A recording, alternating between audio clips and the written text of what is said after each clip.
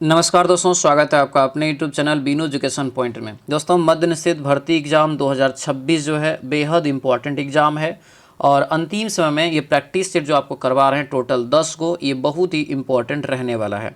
ठीक है, आज हम लोग जो यहाँ पर फुल लेंथ टेस्ट में 5वां टेस्ट देखेंगे और ये टेस्ट दोस्तों जो है खान सर के द्वारा निकाला गया है, केजीएस के द्वारा निकाला गया है अपने जो है पेड कोर्स में या अपने जो है आपको ऑफलाइन कोचिंग सेंटर में। ठीक है, तो ये जो है केजीएस का दोस्तों टेस्ट है, बहुत ही बेहतरीन टेस्ट है। इस टेस्ट का जो नाम रखा गया था खान सर के द्वारा जो है चयन टेस्ट सीरीज।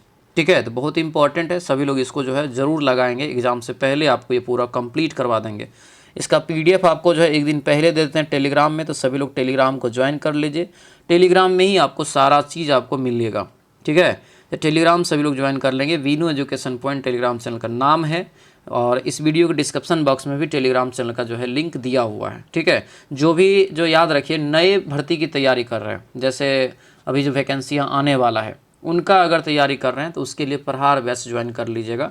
ठीक है, एप्लीकेशन पर वीनू एजुकेशन पॉइंट पर। ठीक है, चलिए आज की इस क्लास को हम लोग शुरू करते हैं। सभी लोग अंत तक इस क्लास को करेंगे बढ़िया से। और आज का दोस्तों जो है 60+ इस टेस्ट में जो है रखा गया है, तो कोशिश करिए 60+ करने का। ठीक है, चलिए दोस्तों आज के इस क्लास को शुरू करते हैं। क्लास को शुरू करने से पहले जो भी इस चैनल पर नए हैं चैनल को सब्सक्राइब कर लीजिए और इस वीडियो को सभी लोग लाइक और शेयर जरूर कर दीजिएगा। तो चलिए दोस्तों आज के इस क्लास को हम लोग यहाँ पर शुरू करते हैं।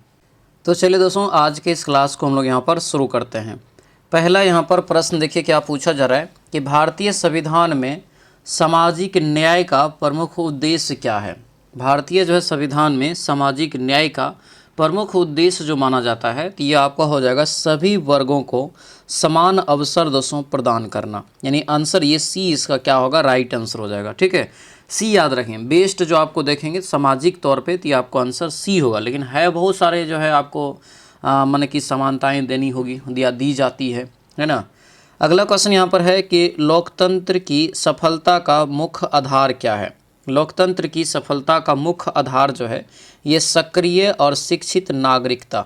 आंसर नंबर सी जो है करेक्ट आंसर होगा, सी याद रखेंगे। ठीक है, अगले क्वेश्चन पाएंगे। क्वेश्चन दिया है कि भारतीय राष्ट्रीय कांग्रेस जो है 25 पैसे वार्षिक चंदा लेकर सहायता देने का मुख्य जो है आपको उद्देश्य क्या था।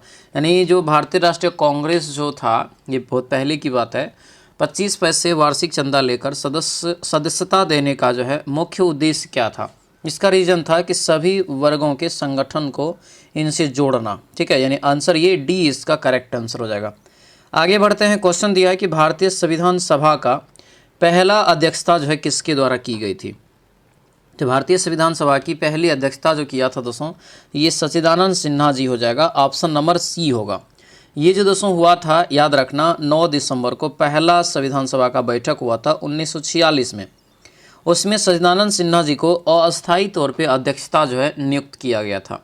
हालांकि बाद में जब दोस्तों 11 दिसंबर को हुआ 1946 में ही दूसरा संविधान सभा का बैठक, उसके बाद दोस्तों जो है राजेंद्र प्रसाद जी को इसका अस्थायी अध्यक्ष जो है चुन लिया गया था। ठीक है, ध्यान रखना। अगले क्वेश्चन पर आते हैं। क्वेश्चन दिया है कि आज़ादी के समय भारतीय नेताओं के बीच किस बात पर आम सहमति बन चुकी थी।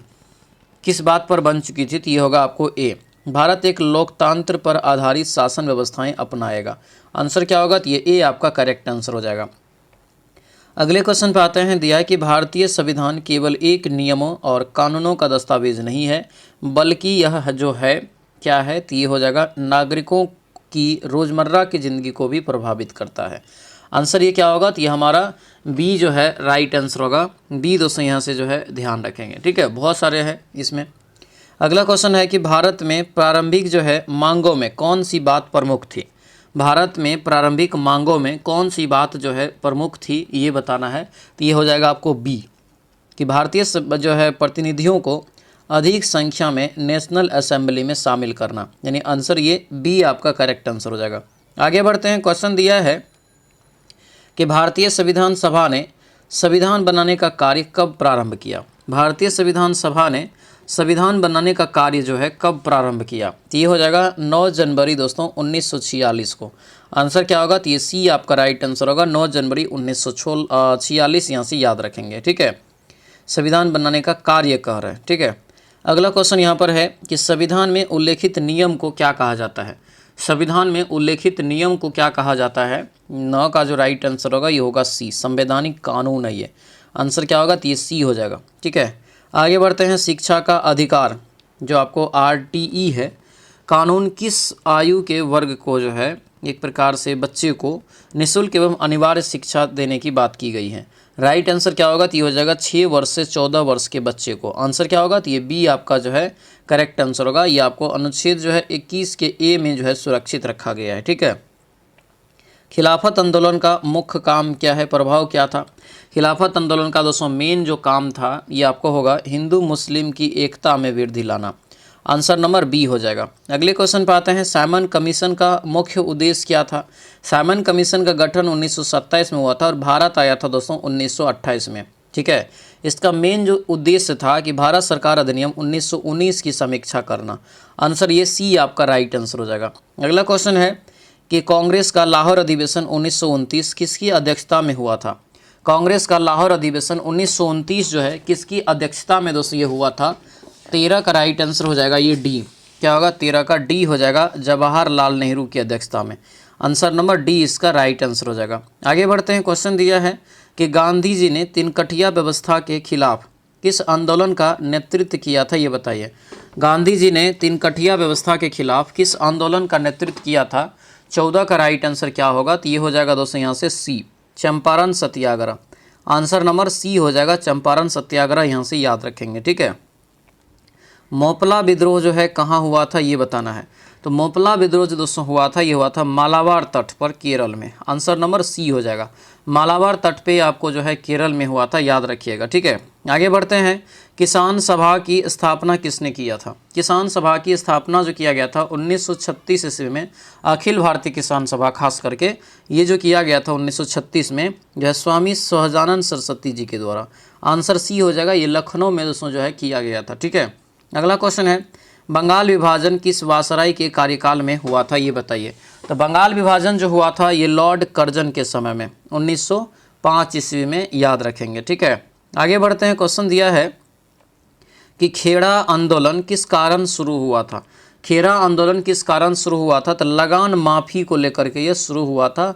आंसर ये बी आपका राइट आंसर हो जाएगा। अगले क्वेश्चन पे आते हैं। भारत में खिलाफत आंदोलन कब और किस देश के समर्थक में शुरू किया गया था? याद रखिएगा 1919 में, 1919-20 करके आएगा, जो कि तुर्की के जो है एक प्रकार से देश के समर्थन में किया था, खास करके जो मुस्तफ़ा कमाल पाशा था उनके समर्थन में, खलीफा पद को लेकर के। आंसर क्या होगा? तो ये ऑप्शन नंबर ए जो है राइट आंसर हो जाएगा। आगे बढ़ते हैं। क्वेश्चन दिया है कि लखनऊ समझौता किन दो संगठनों के बीच हुआ था? तो लखनऊ समझौता में तो एक तो भारतीय राष्ट्रीय कांग्रेस, ठीक है, और एक हो जाएगा मुस्लिम लीग, और इसी में जो नरम दल और गरम दल था ये सब भी एक हो गया था। आंसर क्या होगा? सी आपका राइट आंसर। अगला क्वेश्चन है कि लेटेराइट मिट्टी में किस प्रकार की फसल अच्छी होती है?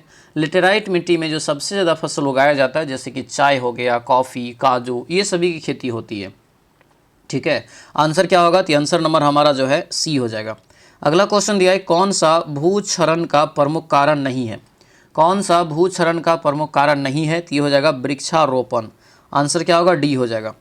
अगले क्वेश्चन पे आते हैं। दिया यहाँ पर है कि बिहार विभाजन के पूर्व इंदिरापुरी जलाशय दोस्तों जो है योजना कदवन जलाशय योजना के नाम से जानी जाती थी।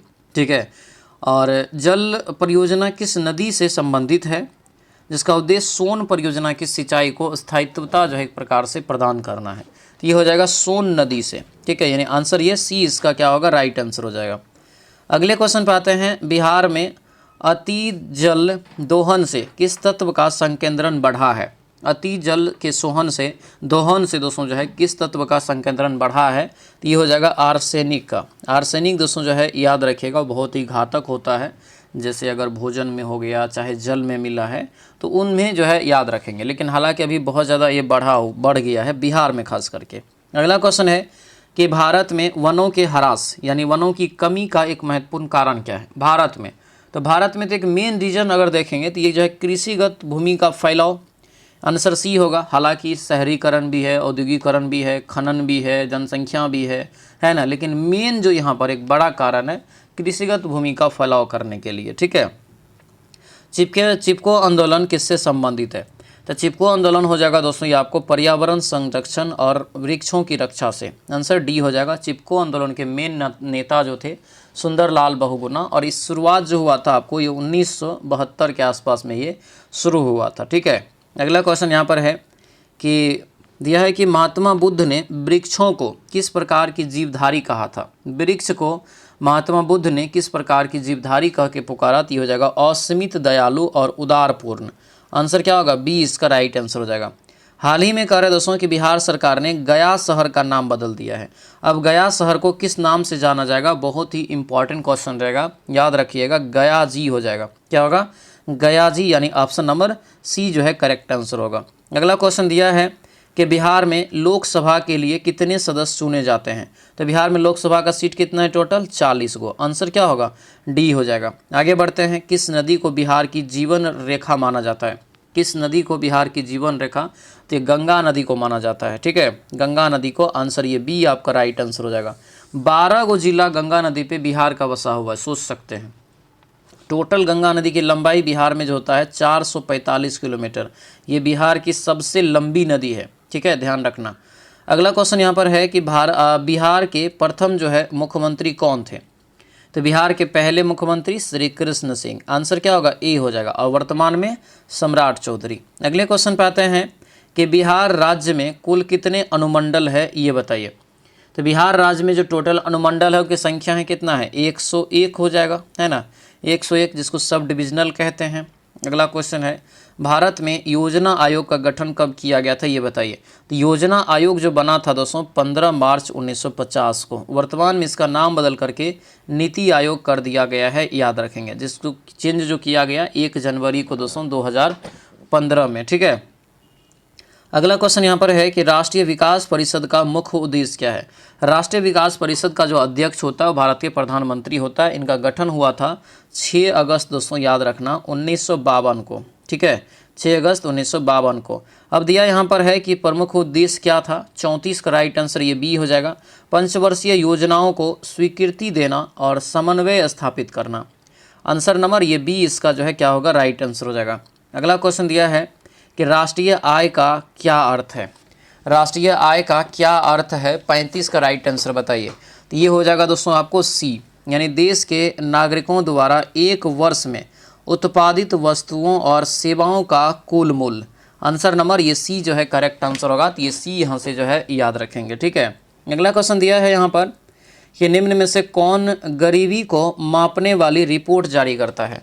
कौन इसमें कह रहा है कि गरीबी को मापने वाली रिपोर्ट जारी करता है। तो राइट आंसर इसका क्या होगा, तो दोस्तों यहाँ पे जो राइट आंसर होगा डी हो जाएगा, नीति आयोग के अंतर्गत NSSO। आंसर नंबर ये डी आपका क्या होगा, राइट हो जाएगा। ठीक है, डी याद रखेंगे।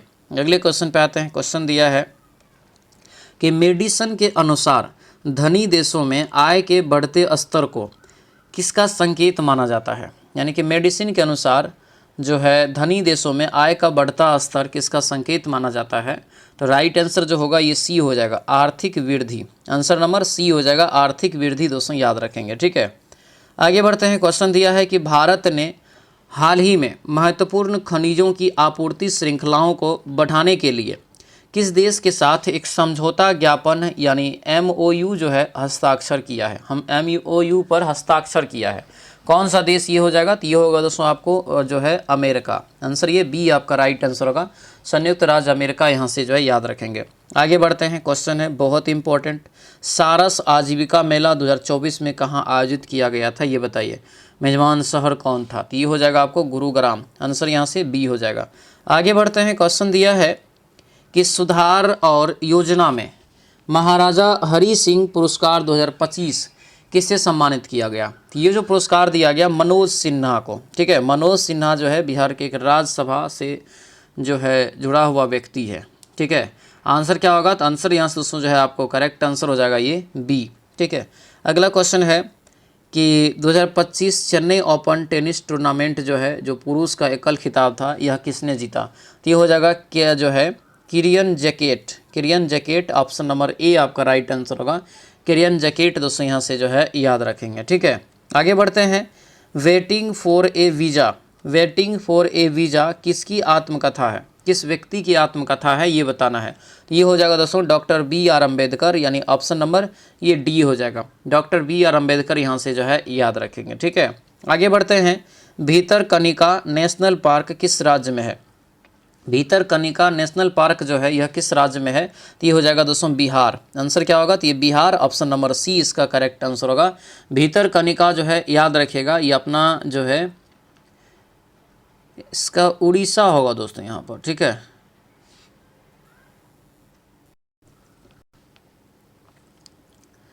अगला क्वेश्चन यहाँ पर देखेंगे दोस्तों, पूछा जा रहा है कि भितरकनिका नेशनल पार्क किस राज्य में स्थित है?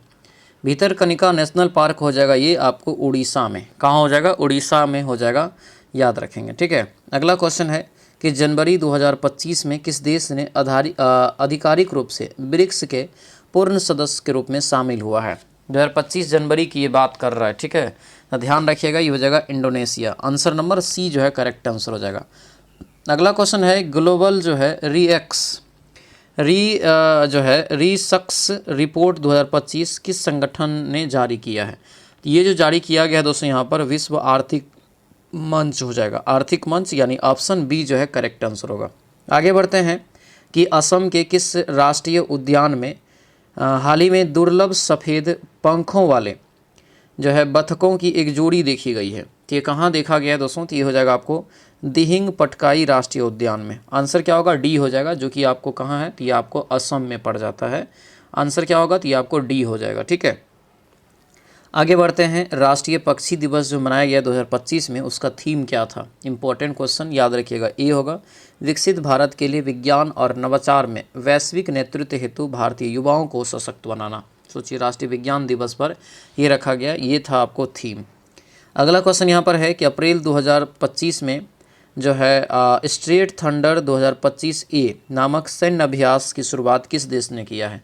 तो ये जो देश हो जाएगा दोस्तों यहाँ से याद रखिएगा, इंपॉर्टेंट है, चीन और ताइवान के बीच हो जाएगा। तो ये पर ताइवान नहीं है तो चीन इसका क्या होगा? Right answer. आंसर सी होगा, चीन और जो है ताइवान के बीच शुरू हुआ है। कोयना बांध स्थित है कहाँ? कोयना बांध जो है ये कहाँ हो जाएगा? तो ये होगा महाराष्ट्र में। आंसर ये सी आपका राइट आंसर होगा, महाराष्ट्र यहाँ से जो है याद रखेंगे। ठीक है, अगले क्वेश्चन पे आते हैं। सदीर किस नृत्य शैली का प्राचीन नाम है? सदीर हो जाएगा ये भारतनाट्यम का। Answer number D right answer होगा, भारतनाट्यम। अगला क्वेश्चन यहाँ पर दिया है किस शास्त्रीय नृत्य में मोखोटे का प्रयोग किया गया है?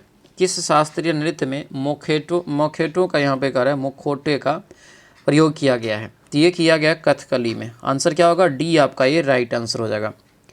अगला क्वेश्चन यहाँ पर दिया गया है कि प्रवर और मंजीरा और मनेर गोदावरी नदी की जो है दाहिनी ओर की सहायक नदी है। तो ये बताना यहाँ पे नदियों का नाम, ये नदी का नाम हो जाएगा गोदावरी। आंसर ये सी आपका राइट आंसर हो जाएगा। आगे बढ़ते हैं। क्वेश्चन यहाँ पर है कि विद्युत आवेश की जो है प्रकृति क्या होती है? तो विद्युत आवेश जो होता है दोस्तों, तो ये जो आपका होगा क्या होगा? धनात्मक और ऋणात्मक दोनों होता है ना। आंसर क्या होगा? ये सी आपका राइट आंसर हो जाएगा। अगले क्वेश्चन पे दिया यहाँ पर है कि जब दो वस्तुएं एक दूसरे को रगड़ी जाती है दो वस्तुओं में, तो उसमें आवेश उत्पन्न होता है। यह किस कारण से होता है ये पूछ रहा है। तो ये हो जाएगा घर्षण के कारण। आंसर ये सी हो जाएगा। आगे बढ़ते हैं। कह रहा है कि जब हम जो है सूखे बालों में नायलॉन या प्लास्टिक की कंघी रगड़ते हैं तो वहाँ आवेशित होती है, जबकि धातु की कंघी में नहीं होता है। इसका भी रीज़न बताइए। तो इसका रीज़न हो जाएगा दोस्तों क्योंकि धातु में आवेश टिकता नहीं है। आंसर क्या होगा? बी आपका राइट आंसर हो जाएगा। आगे बढ़ते हैं। कूलम्ब के नियम के अनुसार दो बिंदु आवेश के बीच बल किस पर निर्भर करता है? तो ये जो निर्भर करता है किस पर? तो ये हो जाएगा आपको ए, उनके बीच की दूरी के वर्ग पर। आंसर ये ए आपका क्या होगा? राइट आंसर हो जाएगा। अगला क्वेश्चन दिया है कि विद्युत फ्लक्स जो है किस पर निर्भर करता है? तो विद्युत फ्लक्स जो है यह किस पर निर्भर करता है? तो सतह से गुजरने वाली विद्युत रेखाओं की संख्या पर। ठीक है, यानी आंसर क्या होगा हमारा? तो ये सी आपका जो है करेक्ट आंसर हो जाएगा। अगले क्वेश्चन पे आते हैं कि विद्युत जो है द्विध्रुव में आवेशों के बीच की दूरी को क्या कहते हैं? विद्युत जो है द्विध्रुव में आवेशों के बीच की दूरी को क्या कहते हैं? इसे कहते हैं यहाँ पर जो है द्विध्रुव आघूर्ण। आंसर क्या होगा? सी हो जाएगा। द्विध्रुव आघूर्ण के नाम से इसे जानते हैं, याद रखेंगे।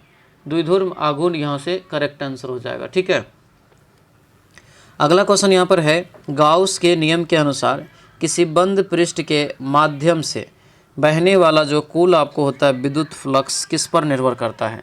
ये जो निर्भर करता है आपको पृष्ठ के भीतर उपस्थित कुल आवेश पर। आंसर क्या होगा? डी आपका ये करेक्ट आंसर हो जाएगा। ठीक है, आगे बढ़ते हैं। अम्ल दिया यहाँ पर है अम्ल जल में घुलने पर कौन से आयन उत्पन्न करते हैं? अम्ल जल में घुलने पर कौन सा जो है आयन उत्पन्न करते हैं? तो ये हो जाएगा आपको बी, हाइड्रोजन आयन। आंसर क्या होगा? बी आपका राइट आंसर होगा, हाइड्रोजन आयन। ठीक है, अगला क्वेश्चन दिया है कि नीले जो है लिटमस पेपर को लाल रंग में रगड़ने वाला पदार्थ क्या होता है? तो ये जो पदार्थ होता है दोस्तों यहाँ पर ये अम्ल होता है। आंसर क्या होगा? सी हो जाएगा, ये अम्ल हो जाएगा। ठीक है, अगला क्वेश्चन है कि धातुओं का जो है निष्कर्षण किस प्रक्रिया के द्वारा किया जाता है? धातुओं का निष्कर्षण जो किया जाता है ये अपचयन की प्रक्रिया के द्वारा। आंसर क्या होगा? सी हो जाएगा, अपचयन। यहाँ से दोस्तों याद रखेंगे। ठीक है, अगला क्वेश्चन है कि अधिकतम क्रियाशील धातुओं जैसे कि सोडियम, पोटेशियम और आपको कैल्शियम का निष्कर्ष जो है किस विधि के द्वारा किया जाता है? तो ये जो किया जाएगा दोस्तों याद रखिएगा, ये होगा विद्युत अपघट्य की विधि के द्वारा, यानी विद्युत अपघटन। ऑप्शन बी होगा। अगला क्वेश्चन है कि संरक्षण जो है किस प्रक्रिया को कहते हैं? संक्षारण संक्षारण जो है किस प्रक्रिया को कहते हैं? ये कहा जाता है धातु का वातावरण के साथ क्रिया और धीरे धीरे नष्ट होना। ऑप्शन सी हो जाएगा। दोस्तों आपसे रिक्वेस्ट है, जो भी चैनल पर नए हैं चैनल को जरूर सब्सक्राइब कर लीजिए और इस वीडियो को सभी लोग लाइक और शेयर जरूर कर दीजिएगा। कमेंट में ज़रूर बताइएगा कि ये सेशन कैसा लग रहा है। ठीक है, सभी लोग अपना स्कोर भी ज़रूर लिखिएगा, क्योंकि इसमें जो आपका स्कोर है दोस्तों आपको 60 प्लस के आसपास आपको जो है 60 या 65 के बीच आपको रखा गया है। कोशिश करिए सभी लोग इस जो है टारगेट को पूरा करने का। 65 का। संक्षारण से बचने के लिए लोहे पर जो आपको जस्ता के जो यानी जस्ता जो चढ़ाते हैं इस प्रक्रिया को क्या कहते हैं?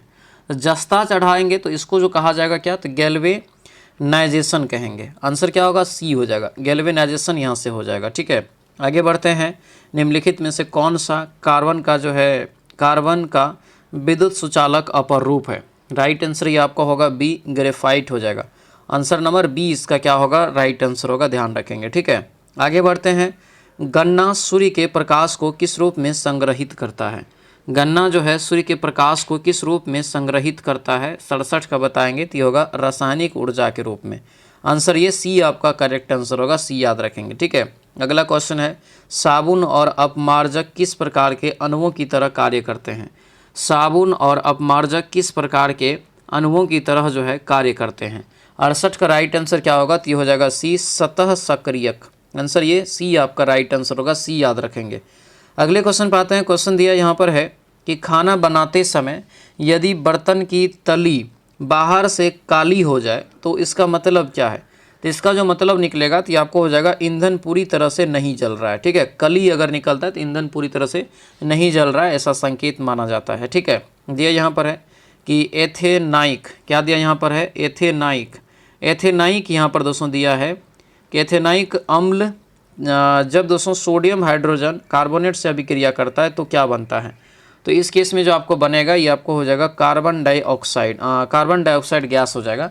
ऑप्शन नंबर बी इसका क्या होगा? करेक्ट आंसर हो जाएगा। ठीक है, दोहरा निषेचन क्या है?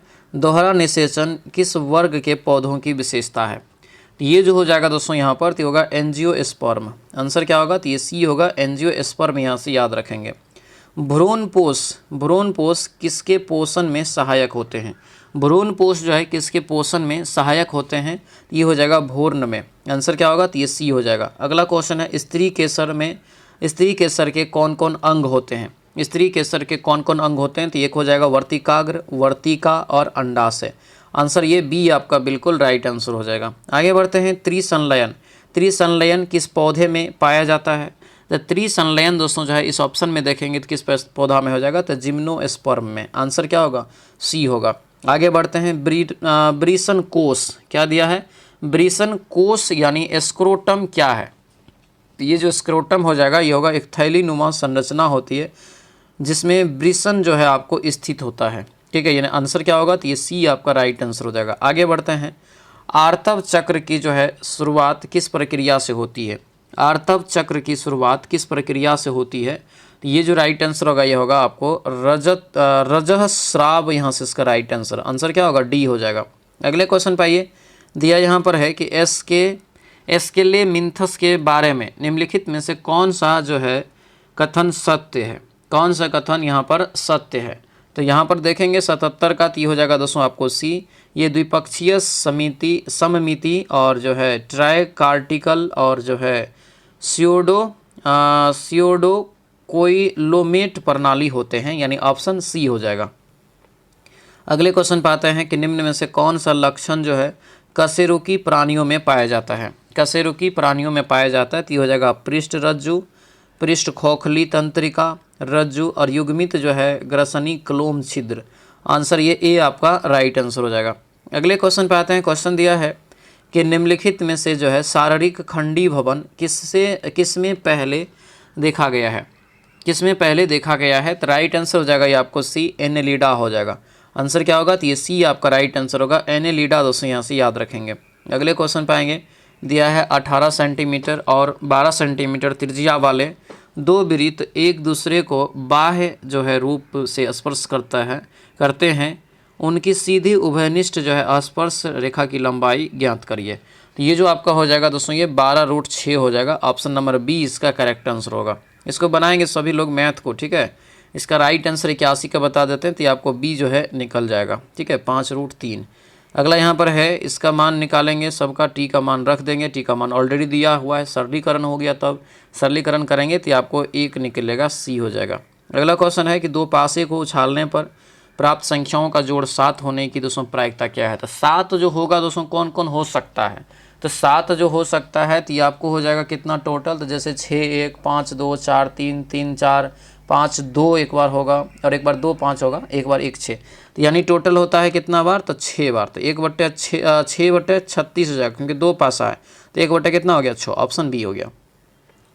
इसको बनाएंगे सभी लोग। 84 का समबाहु त्रिभुज की भुजा से संबंधित है। राइट आंसर यहाँ से आपको जो है सी निकल जाएगा। अगले क्वेश्चन पे आते हैं। दिया है 150 साइन 150 डिग्री का सटीक मान बताइए। साइन 150 डिग्री का सटीक मान अगर निकालेंगे तो ये आपको 1/2 यानी 0.5 निकल जाएगा। ऑप्शन नंबर ये ए हो जाएगा। अगला क्वेश्चन है, इसको कैलकुलेशन करेंगे तो 86 का राइट आंसर आपको ये सी यहाँ से निकल जाएगा।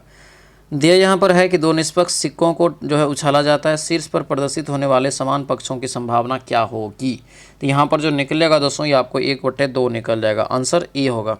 अगला क्वेश्चन यहाँ पर है 88 का बनाएंगे। 88 का राइट आंसर यहाँ से कितना निकलेगा, तो ये आपको सी निकल जाएगा। कितना, सी निकल जाएगा। अगला क्वेश्चन यहाँ पर है, दिया है कि मेरा भाई उच्च शिक्षा जो है पटना जा रहा है, मैंने उच्च शिक्षा पटना जा रहा है, इसमें त्रुटि दिया गया है, आपको पूर्ण करना है। तो मेरा भाई जो है उच्च शिक्षा के लिए होगा, है ना। राइट आंसर क्या होना चाहिए, ऑप्शन नंबर डी होना चाहिए, ठीक है। अगला क्वेश्चन यहाँ पर है कि दिए गए शब्दों में उपयुक्त शब्द में बदल। देखिए दिया है कि उसकी बात का कोई उत्तर न दे सका, सब निरंतर हो गए। मतलब राइट आंसर क्या होगा, तो सब यहाँ पे निरुत्तर हो गए, यहाँ पर होगा निरंतर की जगह। आंसर क्या होगा, बी हो जाएगा।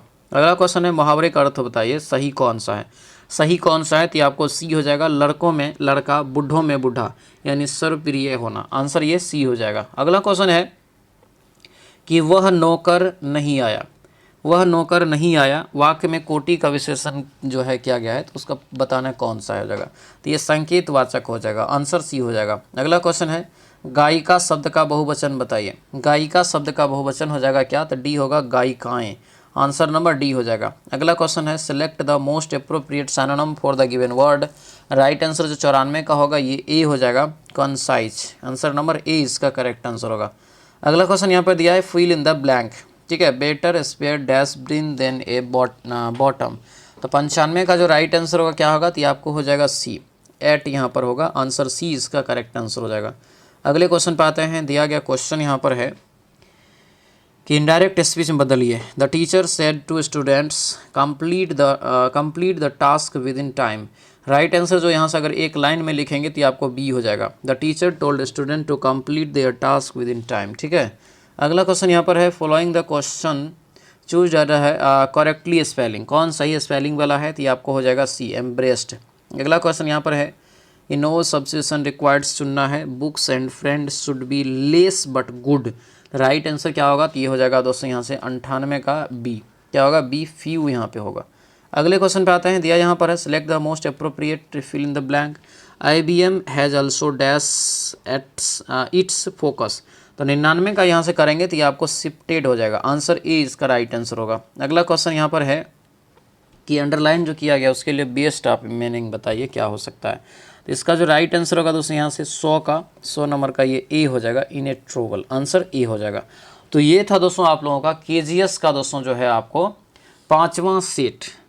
कैसा रहा क्लास हमें कमेंट करके सभी लोग ज़रूर बताएंगे। इसमें टोटल 10 जो है आपको टेस्ट सर के द्वारा लिया गया था पेड कोर्स में या आप कहे तो ऑफलाइन कोचिंग सेंटर में, ठीक है। तो कैसा रहा सभी लोग कमेंट करके ज़रूर बताएंगे और इस टेस्ट को कोई भी मिस मत करिएगा, ठीक है। सभी लोग इस वीडियो को लाइक और शेयर कर दीजिएगा। सभी लोग जो नए हैं चैनल को सब्सक्राइब कर लीजिए। मिलते हैं दोस्तों अब हम लोग अगले कक्षा में, अगले वीडियो में। सभी लोग का बहुत बहुत धन्यवाद। जय हिंद।